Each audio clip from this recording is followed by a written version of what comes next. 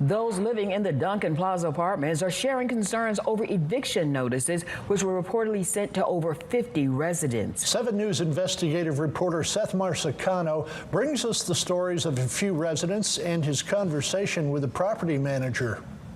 Those living in the Duncan Plaza apartments are sharing concerns over eviction notices regarding delinquent fees. The notices listed charges giving tenants 3 days to come up with the money or have their lease terminated immediately. Many who spoke with me said they never missed a payment, adding this was the first time they've been notified of any delinquent fee. One of those residents is Nigel Scott, who luckily had his receipts. Receipts are always good to keep, but not having a receipt does not mean you're not telling the truth. Scott's notice stated he owed over $900, and although he was able to clear himself of the charges, he wants to be a voice for everyone else affected. If you find yourself in a situation, sir, where you're being taken advantage of and you don't have anyone to speak up for you, it's not a good situation.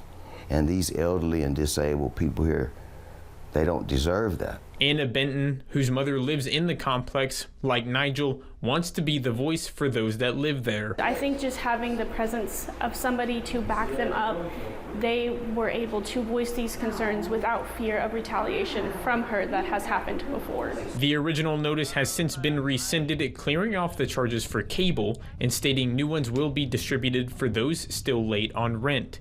I reached out to the property manager, who told me they're having an issue with their system, but in the meantime, while the problem is being worked out, the complex is still obligated to collect delinquent fees. When at the complex, I offered to interview the manager for more clarification, but they declined to comment further. This is a result of lack of compassion, lack of respect for these people.